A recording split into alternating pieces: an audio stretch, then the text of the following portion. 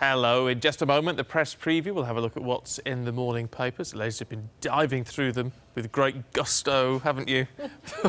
When they arrive. When they arrive. Reading them. Come on, on television. How long do you need? Come on. Before we have a chat, let's just run you through the top stories. Jeremy Corbyn has insisted he will lead Labour into the next election despite the party's defeat in the Copeland by-election. So Mo Farah has once again denied any wrongdoing after a leaked United States anti-doping agency report suggested his coach almost certainly broke anti-doping rules. And the stars of the big screen preparing for the biggest night of the year for the film industry. In the Oscars tonight, many expect it's going to be dominated by swipes at President Trump. So, it is the press preview on Sky News, and joining us tonight, journalist and talk radio presenter Julia Hartley-Brewer and Fleet Street Fox herself, Daily Mirror columnist Susie Boniface. Good evening to you both. Evening. Are you in fine fettle? Are you ready for this? We're ready to go. I'm in mediocre. We're going to be on best behaviour, though, aren't we? Middling. Just for a change. No. We shall see. Before we start, let's just have a look at the front pages for you. And we begin with the Telegraph. It reports Theresa May is expected to announce an end to the free movement of new EU migrants once Article 50 is triggered. The Times says the Prime Minister is preparing for the Scottish Government to call a second independence referendum once the Brexit negotiations begin. For The Guardian, the NHS has lost more than 500,000 documents in 5 years, it says. The Mail has an investigation claiming that BBC licence fee agents have been ordered to catch 28 evaders each a week. US banks are increasingly hiring staff in low-cost Asian economies at odds with President Trump's pledge to bring jobs back to America. That's in the FT tomorrow morning. The Mirror goes with a report which suggests school funding cuts will lead to fewer teachers and bigger class sizes. The Express claims that millions of people will have to work into their 80s due to a lack of retirement savings. Star says Ant and Dec's show last night hit a ratings high of 12 years. Those boys, I say boys, are about as old as me, really. They can do no wrong. Honestly, they just keep going from strength to strength. Sickening. Sickening. He said bitterly. Bitterly. I love them, but I'm hugely jealous. Let's kick off then with Telegraph, should we? Curb on migrants to start, well, presumably once Article 50 has been triggered.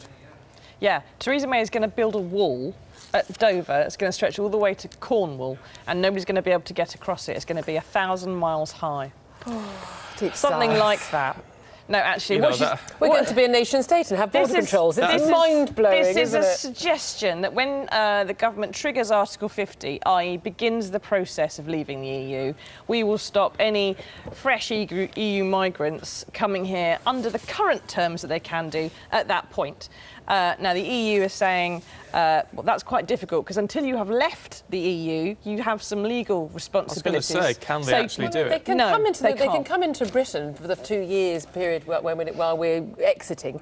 But the point is that the legal status will be that anyone who arrives after Article 50 is triggered will not have an automatic right to stay, as everyone expects. Well, we don't know that's what the legal status. That's what the government would like. Yes, they've taken legal advice, and the lawyers of the government say. The lawyers of the government said they could win that court case. There is absolutely nobody, no sentient human being, who genuinely thinks there's going to be mass deportations of EU citizens who currently live in Britain, or of British citizens who live in France, Spain, Germany. Arbitrarily say what the legal status of EU migrants to this country is before we've left the EU. The government wants to say this is what your legal status is. Because once we've left the EU, will argue that point. If it all goes to plan, in March 2019 we're out of the EU, no matter what the deal is, no matter what, the Prime Minister will get to have the final say. That was the whole point of Brexit. Don't you?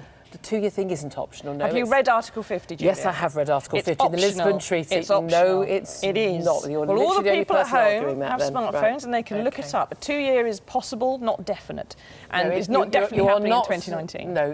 No. 2 years is the minimum amount of time. At the end of 2019, March, we will have left the EU. Yeah, but it's like a divorce. You go and see a lawyer and he says this will happen in 6 weeks. You You can still be negotiating terms of what's going to happen afterwards. But the fact that we will no longer be a member of the EU that's the end of the matter. Isn't this, in one sense, a sensible measure on the basis that we are leaving, whether you voted for it or not?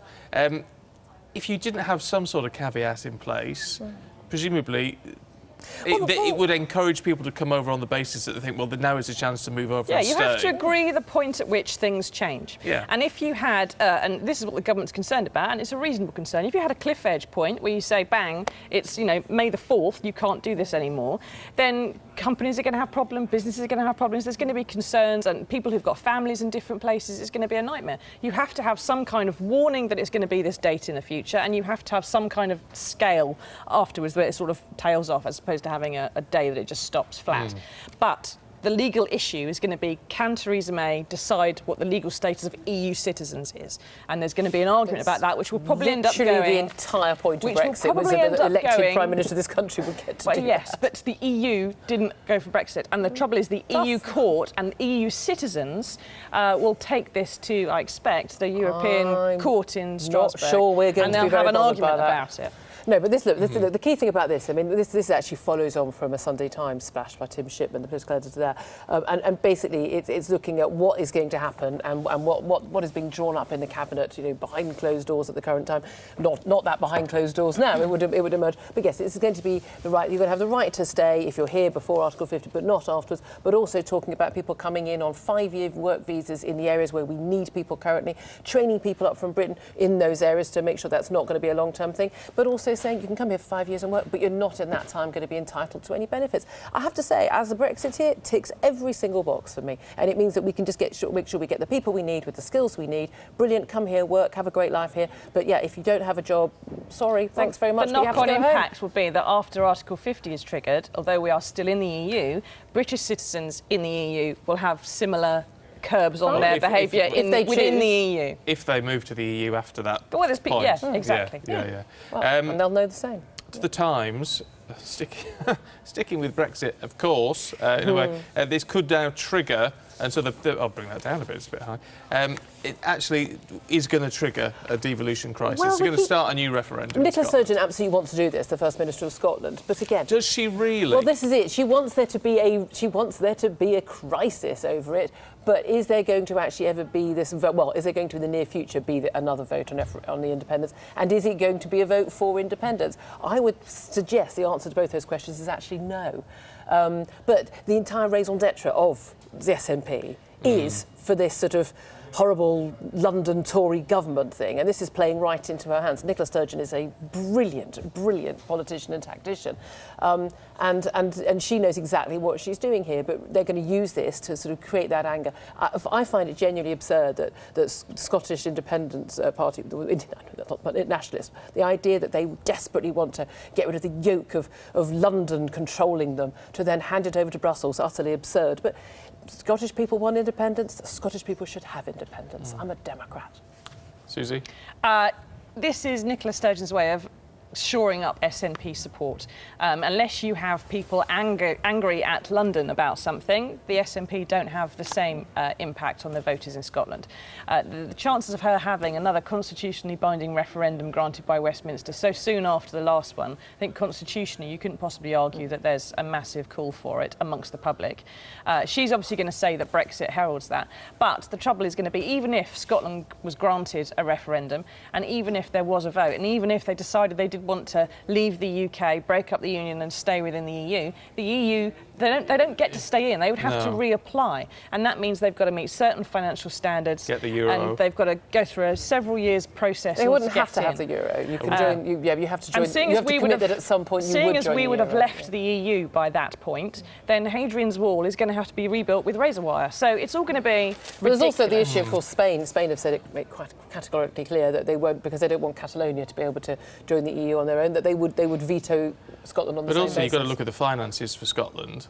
And at the moment, I mean, I did look at some supposedly independent experts looking at the finances of Scotland, saying it just, at the moment, is just not viable. It doesn't add up with the price of oil. The next few years, it's more than that. It's the fact that the North Sea oil is now being run down as an oil field, and the costs of running that down are now getting to the point where it's costing more than you're gaining from it. So over the next 20 years, North Sea oil is going to be a debt as opposed to a benefit. So it's not a good time for anybody to leave. But the main thing is, I don't think it necessarily has to be a constitutionally binding referendum, as we've discovered Brexiteers. Apparently they don't all have to be constitutionally binding, but there could be a case where they actually, the the Scottish Government hold a referendum.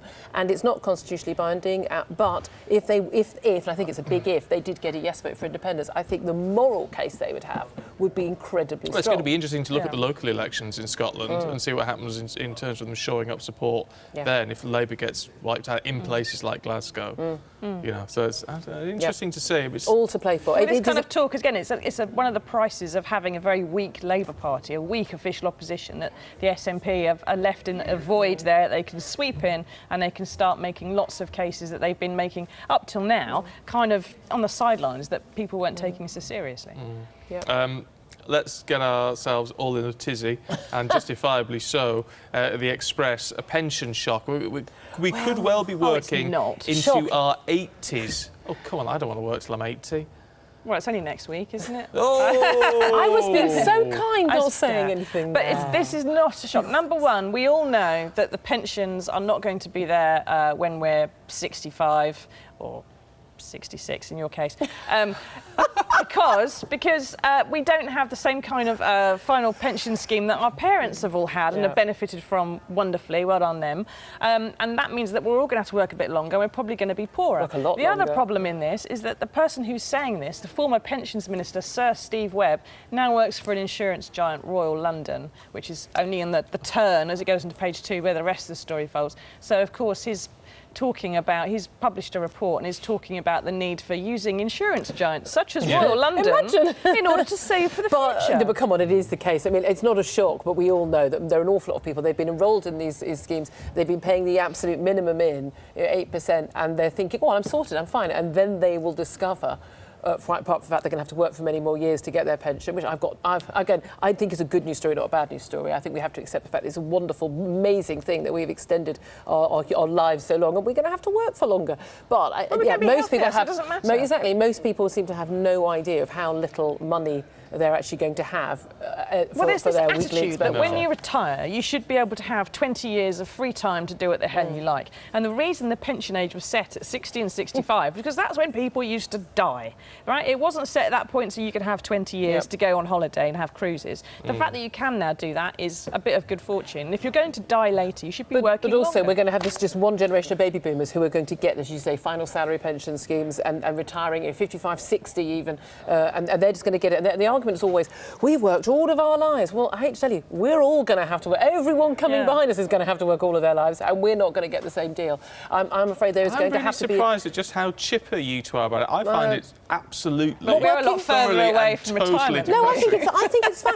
But we're not going to be sort of bent over double in our age. People are not... The next few generations are not going to be old at that age in the same way that people are in the 80s now. They're not. I still don't want to work. We'll come back and see Julia in a decade and see if she feels the same. Yes. Yes. She looks the same. Wow. I know you've got a rather special birthday next year. You are on very, very thin ice, young man. I don't see why I should take all the stick. Give it back to Susie, not me. I'm the youngest person here. Let's talk milk on the front of the Times this morning. It's only just occurred to me as I brought this up earlier on that actually I do this already because I buy milk, freeze it, and so when I take it out the freezer, obviously the use by date is irrelevant. It's irrelevant. I have to say, I think an awful lot of sell-by dates are pretty silly. And you know, sort of sell-by dates on things like flour, and you think, really? What's going to happen to this 3 days after the sell-by date? Unless someone's going to tweet me and correct me on this. But certainly milk, I have to say, my fear of off milk means that I will go one day over if it's been in a very cold fridge. Otherwise, I have to say, of all the things...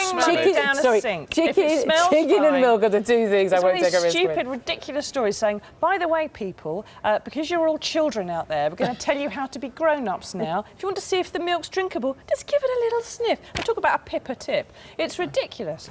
And if people like Julia have enough money to throw it down the sink because it, might look a bit funny, unless it's actually crawling out of the bottle and it's got arms and legs, I'm prepared to be using it. The key, Julia, is if you're pouring it into your tea and it comes out in lumps. Oh, There's a slight issue. That's when it's turned. I think it's probably time to just about throw it.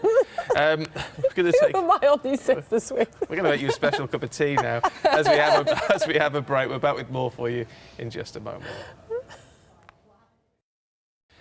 So we're looking at tomorrow morning's newspapers with Julia Hartley-Brewer and Susie Boniface. Let's have a look at The Guardian. Should we look at Jeremy Corbyn? He's been talking at the Scottish Labour Party conference today.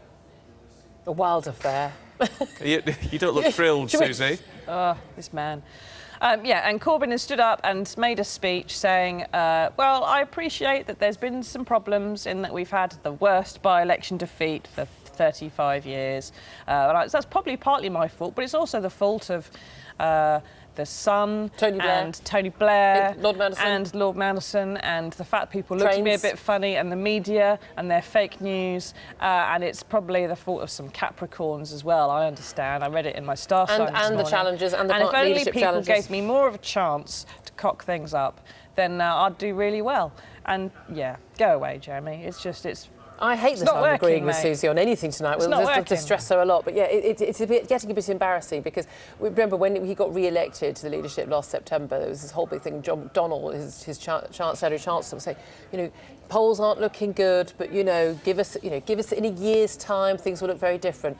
And the clock is ticking, and it's very clear that all the Labour moderates, the Blairite types, if you will, are all just sitting there waiting for September, waiting for those polls to change. Yeah, but ask yourself, if he loses in 2020, if Labour is obliterated, as experts we don't need predict, is Corbyn going to resign and go, well, that was my fault, chaps? No. But even if he did, I think that that other people on the left would want to come forward. I mean, that's the reality. There is no understanding of what the British people want. If I see one more interview with John McDonnell or Jeremy Corbyn or any of his little group where they sit and talk about what we need to do is try and find a way to connect with voters.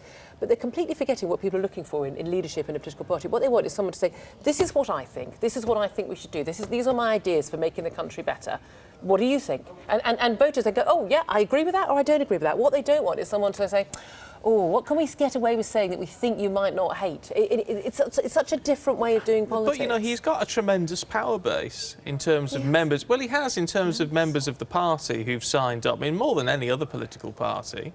Yeah, but that is not meaningless. That's several 100,000 people, and well done, Jeremy. But that is not 11 million people that you need to win a general election. No, but unfortunately. it changes the dynamic. It changes the dynamic of the Because party. I mean, that makes it even more difficult to get him to go. And to be fair to Jeremy, although he is a complete idiot and He's not not very a complete he is pretty much an idiot because he should if he's a man of decency and I principle agree. and honesty, as he's often been said to be, he should realise he's causing a lot of problems for the SNP. He's giving the SNP their space. He's giving the Tories their space. Well, it's whether He's you think not that the point of the presenting Labour Party opposition. is to be a government or not. But to be that's fair, fundamentally the point. To be fair to him, he's got an incredibly difficult job because it doesn't really matter who would be in charge of Labour now. They have an existential crisis in that their core vote of the reason they were founded in the 19th century at a time of mass trade union membership, at a time when there was a heavy amount of manufacturing jobs.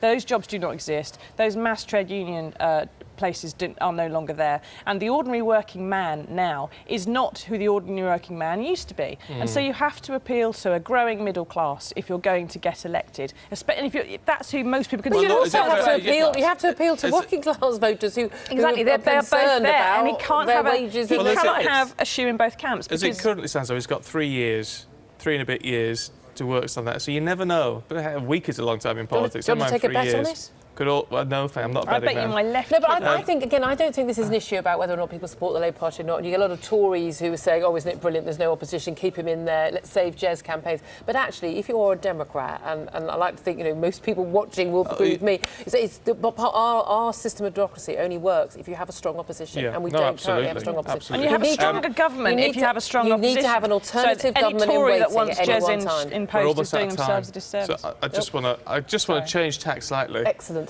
I keep pulling these up too high. There we go. Yeah. Washing hands. Why do we need to wash our hands after going to the There's supermarket? this claim that the outside of chicken packets have got Campylobacter on, and therefore that's where you're getting food poisoning from. How many of us go to the shops, buy a packet of chicken, and then immediately get struck down by gastroenteritis? Nobody wouldn't be. The whole point is it's being one. spread around. I just think there's a general Ridiculous. get your child to wash their hands when they come in from school. Ridiculous. Get off the train, off the bus, and out of school. Your Just children wash your and hands. you need to be exposed to bacteria in order to have some some defences against Not this bacteria. one. Not all of them, no. And you don't want to, smear it all over your eyeballs. We can be too necessarily, clean. but You We can can be be too clean. You can be ridiculous. Yeah, why don't you just wash your hands in all that off milk that you two have got in your houses? It's not a bad. It's a good way to use it. Recycling. We're out of time. We'll see you a We're little not bit going to later talk on. about the Oscars. We're not. We'll save it for Yay. next time. Oh, I love the Oscars. Right, stay with us here on Sky News. We have lots more coming up for you. We're going to bring you all the very latest on the Oscars. Of course, Katie Spencer's live on that red carpet for you. And we're going to be looking, of course, at Jeremy Corbyn once again, as he insists he will remain as Labour leader until the general election in 2020.